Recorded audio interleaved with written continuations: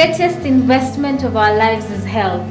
So join me, Gladys Mumbua, every Saturday at 2:30 p.m. on Doctor's Call, where we get tips and knowledge on how to expand this vast investment.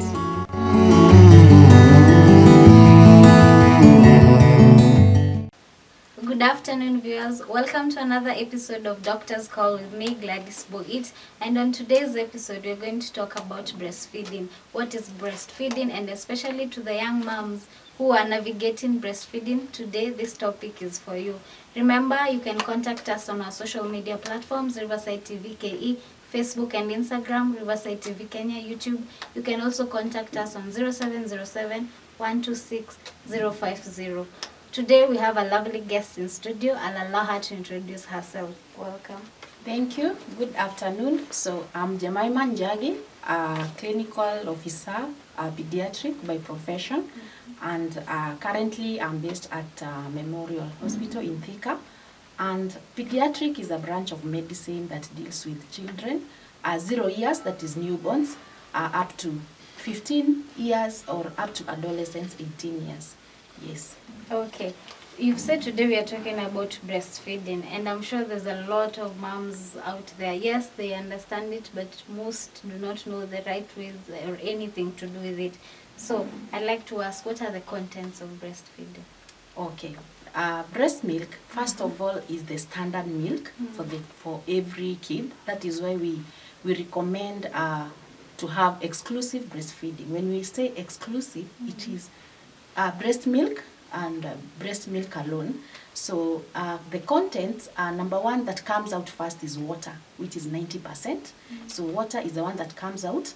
Then we have other things like vitamins, we have proteins, we have carbohydrates where now these babies get energy from. We also have minerals, we have lipids that help in brain development and most things. That is why we recommend, if you're breastfeeding, you don't do 5 minutes from one breast to the other, because what comes out first is water.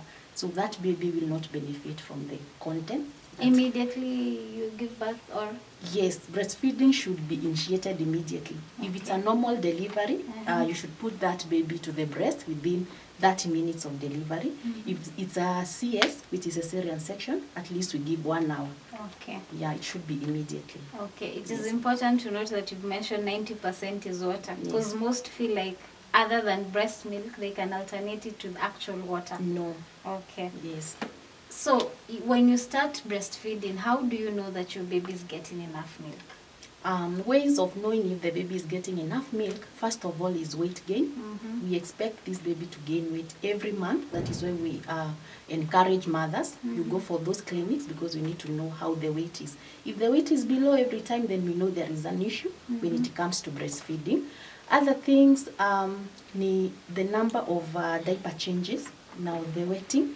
So you ask the mom how many times they are changing the diapers. So it should be 8 to 10 times in 24 hours. Okay. Yes. So those are some of the ways to know that this baby is getting enough milk. Okay. Yes. Also, what are some of the benefits of breastfeeding? Benefits of breastfeeding, we have mentioned about weight gain. Yeah. So that is number one. Other things we know is the breast milk nourishes this baby. And also it creates a good bond between the mother and the child. When you're holding the baby, that bond is very, very strong. So we encourage it. And also most bacterial infections, we have, like we said, in the contents of the breast milk, we have things like the minerals, the immune factors. Those prevent the babies from getting infected easily. So that is why the breast milk is important. Okay. Yes. Also, are there techniques of breastfeeding, or is it just the same for everyone? No, it's not. It is good you have asked that because it's very important, especially to the upcoming mothers. Now, when you're breastfeeding, we have techniques. First of all, we encourage the mother to wash their hands because it should be they should not be contaminated. It should be a clean process. Okay. So then you hold the baby well. We have 2 ways. We have a good positioning to the breast. We have good attachment to the breast. So we can start one by one. Yeah. What the good positioning? We start with that. How to hold to position the baby. The chin. The chin is this part of the body. Yeah. So the chin should touch the breast when the baby is breastfeeding, and then the head and the whole body should be in the straight line. You should, like, the baby should be like this, Yeah. like this, yeah, on a straight line. And then this baby also is supposed, the head should not be tilted up. So those are some of the positioning. Okay. Then attachment, you are attaching the baby. How do you know that the baby is well attached? You start by the lower lip. This is the lip, so it should be rolled outward. That's a good attachment. Now you are able to say this baby is well attached to the breast.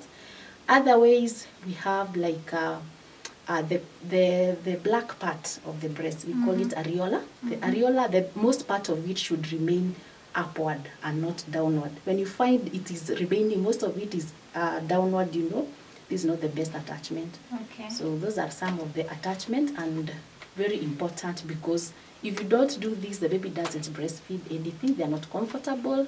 So that's why we have to ensure this. So the baby's mouth should not cover the entire areola. The whole, you don't give just the nipple. We give the whole black part. If it's remaining, most of it should remain upward, not downward. That is what Okay. I meant. Okay. Yes, because if you give just the nipple, we are going to have issues, because this is just the nipple the baby is sipping, and they are going to crack. Very uncomfortable to the mother. Also, the baby does not get anything. It's through the areola that now the milk comes out. Yes. Okay, you've heard that positioning takes a great place in how you're breastfeeding your child. So, are there factors that probably could affect the mother's secretion of milk? Like, Yes, there are factors. One of it is stress. If the mom is stressed up, automatically the milk is going to be cut down. There is not going to be enough milk. So we have drugs. We have some drugs that if the mom is under any medication, so we should be very keen. You ask them to ask their doctors about the drugs they are using. Tell them that they are breastfeeding, so that there are drugs that we say are contraindicated. You should not use them. You should not use them when breastfeeding. So those are some of the things. well, viewers, you've heard about the best positioning methods while breastfeeding your child. So someone would ask, is it really a must for me to breastfeed my child for 6 months? So what are some of the benefits of actually breastfeeding your child? Okay, the benefits, we have many, like one, breastfeeding promotes bonding between the mother and the baby. Also, it nourishes the body of this child. Then another thing, breastfeeding is cheap. It is very cheap. You don't have to go to buy milk, so it is very cheap. It is safe. When being the safety means that it is not contaminated. It is sterile. That is the word we use, sterile. Okay. Breastfeeding again, it brings about the gastric emptying is easier.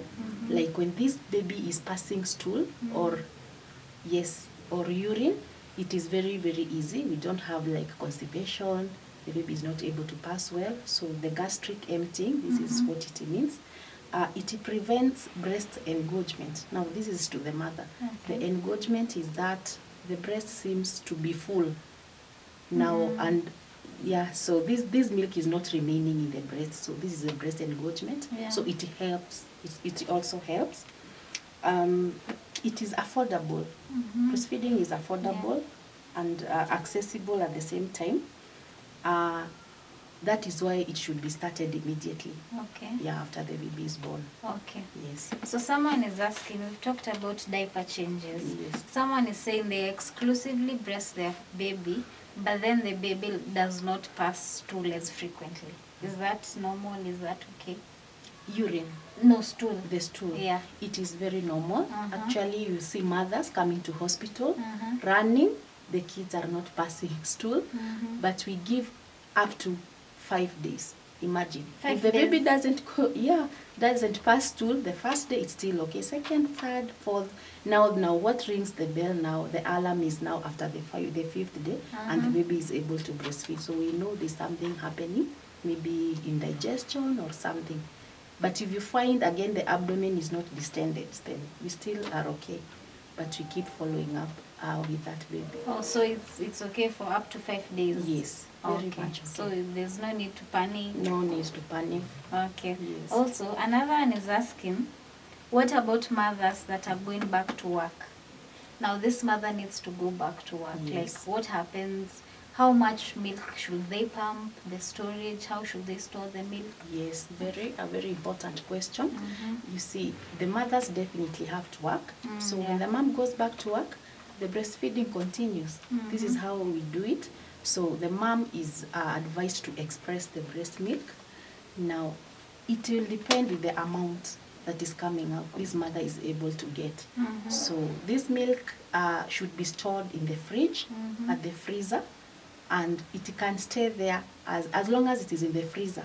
It can stay there for even up to even 8 hours. It's still very okay. So we even advise, immediately after giving birth, there's the first milk that comes out. We call it the colostrum. Very, very nutritious to these kids. So we advise them, if you have a lot, just express it, put it in the fridge.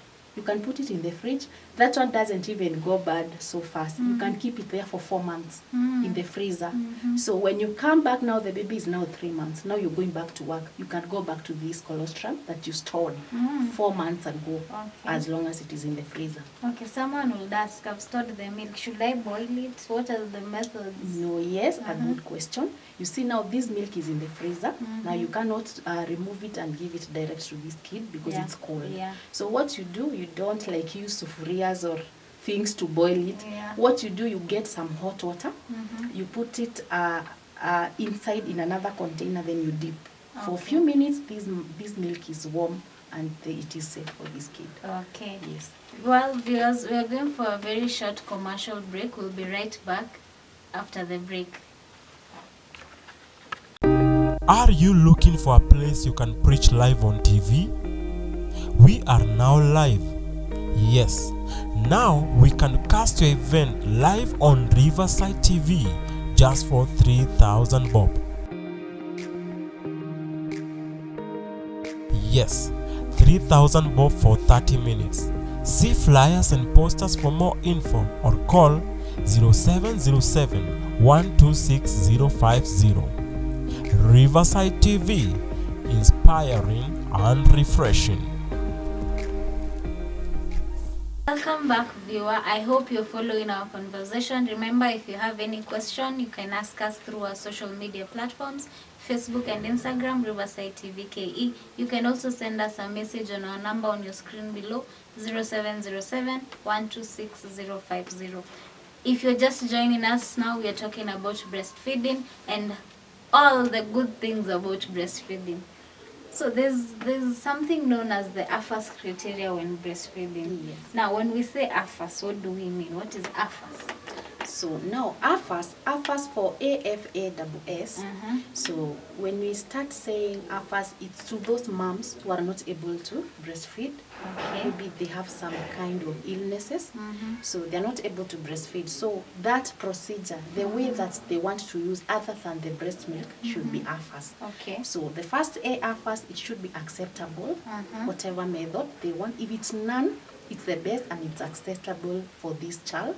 So F, it's for feasible. The method should be feasible, meaning they should have the knowledge and the time with this, whatever they are using. They have the knowledge about what they are using on this kid. The method should be affordable. They should not strain. It should be cost friendly, pocket friendly. So this is the sustainability. The affordability. The first S for sustainable. The method should be sustainable. It should be continuous, not like they'll get it today and then tomorrow they're not able to get. So this is what you mean by sustainable. The method should be safe. Safe in terms of good hygiene. It is not contaminated. No risk to this baby. So the AFAS is for those mothers, the alternative to breastfeeding. If there is that alternative, it should be AFAS. It should be acceptable, it should be feasible, it should be affordable, it should be sustainable, and it should also be safe. Also, now that we've talked about AFAS, what are some of these methods? Like use of none. Mm-hmm. You say none. Anything other than the breast milk. Okay. Yes. So is it only none, or is there another option that you can use? No. Okay, mostly it's none. Only that we have different. When it comes to none, Different they are different. Yes, they are Okay. different, but still none. Okay, Yes. okay. So, what are some of the factors that could affect breast milk secretion? One factor is stress. Mm-hmm. If this mom is stressed up, the milk will cut down. Mm. So we advise the mom to relax and breastfeed. Mhm. No, not to involve themselves. Okay, you are a human being. You might Yeah. be having things that are disturbing, but we try to make them relax while breastfeeding. Mhm. We train them that stress will really bring this milk down. So that's why we say stress is number one. Mhm. We also have diet. So these mothers should be getting a good diet, Mhm. and good diet is things like the balanced diet. Yeah. This meal should have carbohydrates, Mhm. should have vitamins, should have proteins. Also, they should drink water. Yeah. It is very good for this kid. Mhm. Other things, drugs. We have drugs that are not supposed to be used when the mom is breastfeeding. So we advise them, if they have to use those drugs while breastfeeding, they should contact their doctors first so that they can advise them accordingly. Mhm. Yeah, those are some of the factors that will make this milk go down. Now, in the case of drugs, let's say if it's unavoidable and I have to take this medication, let's say for like 2 or 3 days, Mm. now what happens to the baby during that time? If For instance, the drugs we are talking about that they should not take while breastfeeding, if, for instance, you have to take it while breastfeeding, so what is the next course of action? Do you express before beginning the medication? it's also a way of Mhm. expressing before Mhm. you begin, because now when immediately you see what happens, whatever this mom feeds on, either drugs, food, is what this baby gets through breastfeeding. Yeah. Especially those young kids that are on exclusive breast milk. You've not started giving mixed food, other food after 6 months. So this baby is on just breast milk. So we can have options when it comes also to drugs. We have Okay. drugs that we can maybe use this instead of Other this. than this, Yeah. okay. Mm. Also, there are moms who, and this is not to be judged, but probably a mother who likes a glass of wine or two. Does that affect the breast milk? And you know, they say if you drink, pia huyo mtoto atakuwa mlevi. Yes. Is it true? It is very true. So Okay. we discourage alcohol intake, because this baby, like we said, will get everything, even that alcohol. Mm. So after birth, this baby is affected mentally and you're Okay. not able to see. Why? Because you were taking this alcohol either while pregnant or even while now breastfeeding. Okay. Yeah. Are there consequences of not breastfeeding? Now that we've talked about why it is important to breastfeed, what are the consequences if one chooses not to? Yeah, the consequences are there, and they are to both the mother, and the baby. kid. Mhm. So first we are going to talk about the consequences to the mother. Mhm. This we call maternal problems. So one is breast engorgement. You imagine the breast is coming out, but the mother is not breastfeeding. So it engorges, the breast becomes, it is hard. It is hard and it's not able to come out because you're not giving this baby. And it's not even safe for this child when you Yeah. don't breastfeed for some time. So when the breasts are engorged. Also, we have sore nipples, the cracking of the nipples. And the mothers who are seeing this, those who have experienced this, I know it's not the best experience. Cracked nipples, very, very painful. So you have again to go to hospital first of all and get treated. So cracked nipples. We have infections like mastitis. Mastitis is infection of the breast. So you have again to go to hospital and get treated. And we don't want mothers to take those drugs while Yeah. breastfeeding. You see, you can avoid it just by breastfeeding the best way. We also have breast abscesses. The whole breast is covered with pus. This is the accumulation of pus.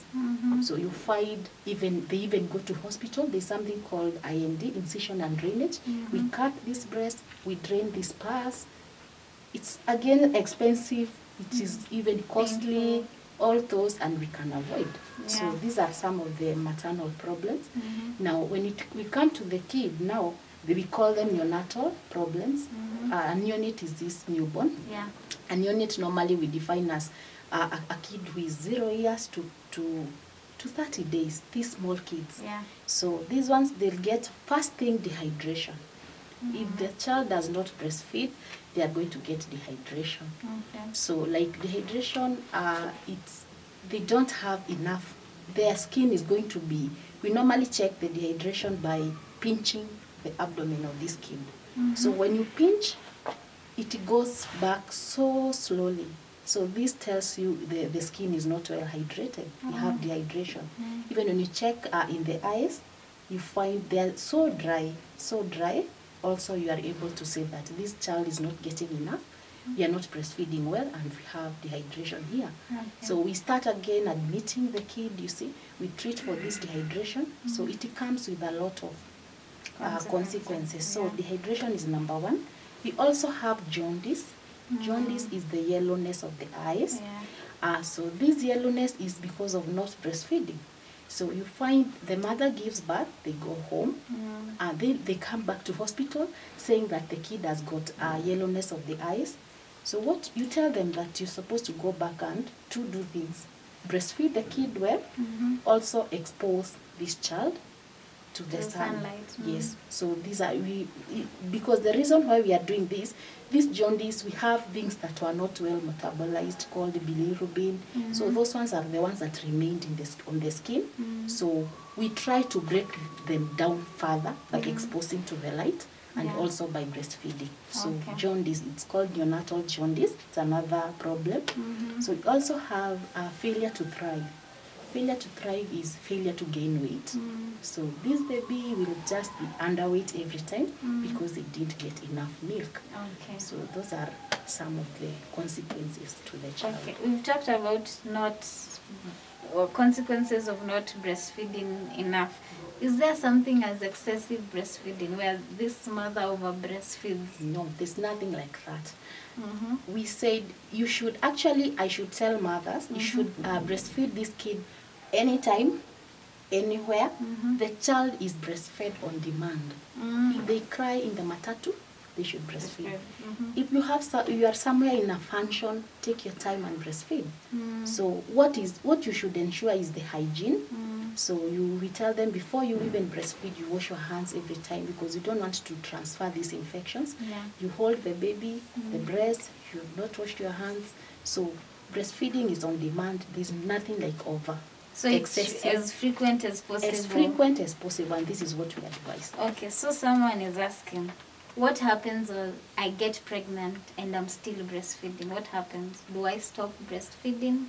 So this one now you work closely with if it's your gyna, because there is that time that reaches whereby it becomes impossible because now the pregnancy also we have some body needs when you're pregnant. This baby who was breastfeeding still needs something from your body, so it becomes a bit difficult to balance, and your gyna will recommend you to at a point to stop for the sake of this one now who is growing inside the womb. Yeah. Okay. Good thing to do. First of all, like you've heard the benefits, like the bond. You become too close to your child when you're breastfeeding every time. So just do it. Do the best positionings, like we have said, the attachment, good hygiene. We contaminate this milk while if you're not washing your hands. Wash your hands every time you're breastfeeding. Feel good when you're doing it to your child. Know this is the best diet for this kid. Normally we say exclusive breastfeeding for 6 months. Exclusive we mean there's no water. Even water is other food. So it will be mixed food if you even add water. So don't give anything, like we said, breast milk has got 90% of water. So this is where this child will quench their thirst from. Don't take any water. Don't give extra water. Just breastfeed for the 6 months. And again, we recommend to do it up to 2 years or even beyond.